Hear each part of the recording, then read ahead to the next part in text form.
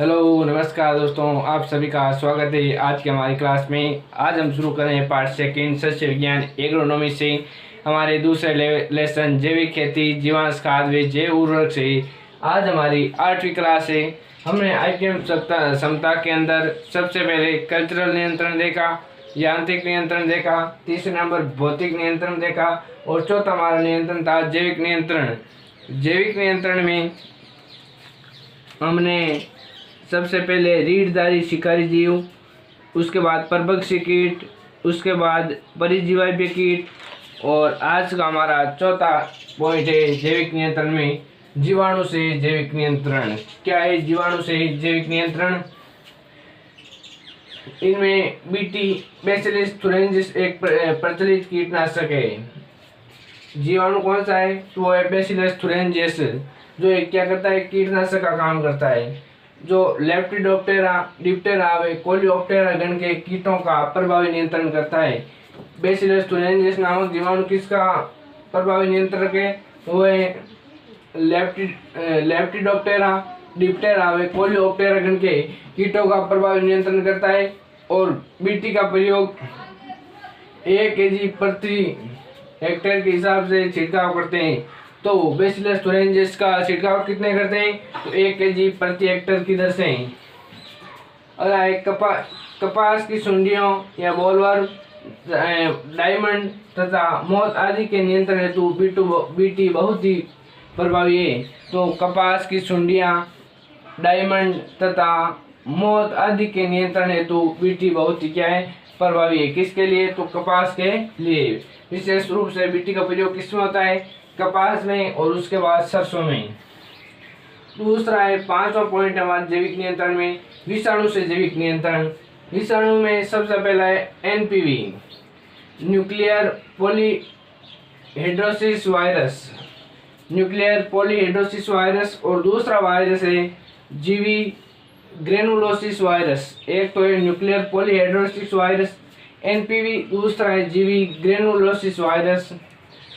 विषाणु इसके उदाहरण है चने के फलीछेदक, हेलिकोवर्पा आर्मीडोरा का लार्वावस्था में नियंत्रण एनपी के द्वारा किया जाता है।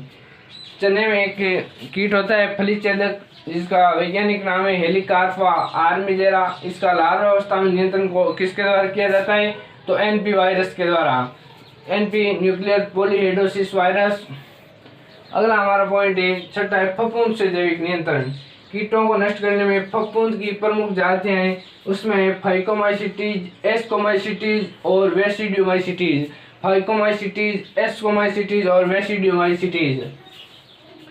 अगर इसके उदाहरण है मेटाराइजियम एनिसोप्ली या बायोमैक्स। ये सफेद लट के व्रंग हेतु कौन सा फफूंद? तो मेटाराइजियम एनिसोप्ली या इसे बायोमैक्स कहते हैं। ये सफेद लट के व्रंग हेतु प्रभावी नियंत्रक है। कौन? तो बायोमैक्स, मेटाराइजियम एनिसोप्ली, जिसका उपनाम है बायोमैक्स। अगला है बवेरिया बेसियाना। बवेरिया बेसियाना इसे बायोपॉवर कहते हैं। ये कटवर्म हेतु विशेष नियंत्रक का कार्य करता है। तो मेजारियम एनिसोप्ली बायोमैक्स सफेद लट के व्रंग हेतु और बवेरिया बेसियाना बायोपॉवर कटवर्म हेतु। अगला है प्रतिरोधी फफूंद ट्राइकोडर्मा। अगला कौन सा है? तो प्रतिरोधी फफूंद ट्राइकोडर्मा। ये एक मित्र फफूंद है। ट्राइकोडर्मा क्या है? एक मित्र फफूंद है जो पौधों में रोग उत्पन्न करने वाले हानिकारक फफूंद या कवकों का क्या करता है? भक्षण करता है। तो ट्राइकोडर्मा किसका भक्षण करता है? तो हानिकारक कवकों व शैवालों फफूंद का क्या करता है? भक्षण करता है। ट्राइकोडर्मा की 2 प्रजातियां हैं। पहली है ट्राइकोडर्मा विरिडी, दूसरा है ट्राइकोडर्मा हर्जेनियम। ट्राइकोडर्मा विरिडी और ट्राइकोडर्मा हर्जेनियम। ट्राइकोडर्मा का उपयोग ये अनुमोदित बीज उपचार मात्रा 6 से 8 ग्राम प्रति किलो बीज। तो ट्राइकोडर्मा कितनी मात्रा से बीज उपचारित करते हैं? तो 6 से 8 ग्राम प्रति किलो बीज के हिसाब से अनुमोदित बीज उपचार करते हैं। ये चने में उगटा विल्ट, मूंगफली में कॉलर रोट व सोयाबीन में जड़ सड़न व्याधि की रोकथाम में प्रभावी फफूंदनाशी है। तो कौन है? वो है ट्राइकोडर्मा। किसमें? चने में उगटा या विल्ट रोग में, और मूंगफली में कॉलर रोट में व सोयाबीन में जड़ सड़न व्याधि की रोकथाम में कौन प्रभावी नियंत्रक है? तो वो है ट्राइकोडर्मा। ये एक प्रतिरोधी फफूंदनाशी है। ये एक मित्र फफूंद है जिसका प्रयोग चने के उगटा या विल्टॉक में, मूंगफली के कोलरोट में या सोयाबीन के जड़ सड़न व्याधि में रोकथाम हेतु प्रभावी क्या है, फफूंद है। अगला हमारा पॉइंट है सूत्रकृमि या निमेटोड से जैविक नियंत्रण। सूत्रकृमि से जैविक नियंत्रण हमारा 7वां पॉइंट है।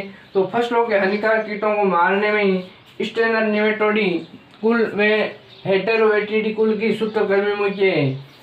तो सूत्रकृमि कौन कौन से हैं? पहली है स्टेनर निमेटिडी और दूसरी है हेटेरोवेटिडी। ये दो कुल की सूत्रकृमि मुख्य है। इसमें राइटाइडिस, पेनग्रोलेम्स और नेओएप्लेवसना जाति के सूत्रकृमि का प्रयोग मक्का में तना छेदक, चने में फली छेदक, धान में तना छेदक कीटों की रोकथाम हेतु किया जाता है। तो सूत्रकृमि या निमेटोड से जैविक नियंत्रण में वापस देखते हैं। तो फसलों के हानिकारक कीटों को मारने में स्टेनर निमेटिडी कुल व हेटेरोवेटिडी कुल की सूत्रकृमि मुख्य है। इसमें कौन कौन से प्रजाति हैं? तो वो पहला है राइटाइडिस, दूसरी है पेनेग्रोलेम्स और तीसरी है नेओएप्लेवसना। राइटाइडिस, पेनेग्रोलेम्स और नेओएप्लेवसना जाति के सूत्रकृमि का प्रयोग तो किस किस में किया जाता है? पहला है मक्का में तना छेदक, मक्का में तना छेदक, चने में फली छेदक, मक्का में तना छेदक, चने में फली छेदक और धान में तना छेदक। धान में तना छेदक, मक्का में तना छेदक और चने में फली छेदक कीटों की रोकथाम हेतु किया जाता है। DD-136 जिसे ब्लैक कमांडो के नाम से जाना जाता है। DD-136 को किस नाम से जाना जाता है? तो ब्लैक कमांडो के नाम से। ये सूत्रकृमि का मिक्सर है। ब्लैक कमांडो और DD-136 क्या है? ये एक सूत्रकृमि का मिश्रण है। कीटों के जैविक नियंत्रण हेतु इसका उपयोग किया जाता है। DD-136 का उपयोग किसमें किया जाता है? तो कीटों से जैविक नियंत्रण हेतु किया जाता है। ब्लैक कमांडो ये सूत्रकृमि का क्या है? मिक्सर है। अगला हमारा 8वां पॉइंट है और अंतिम पॉइंट है जैविक नियंत्रण में प्रोटोजोआ। ये कीटों में संक्रमण फैलाते हैं। प्रोटोजोआ क्या करते हैं? तो ये कीटों में संक्रमण फैलाते हैं। टिड्डी दल नियंत्रण हेतु नौसेमा जाति के प्रोटोजोआ काम में लिया जाता है। ये प्रोटोजोआ हानिकारक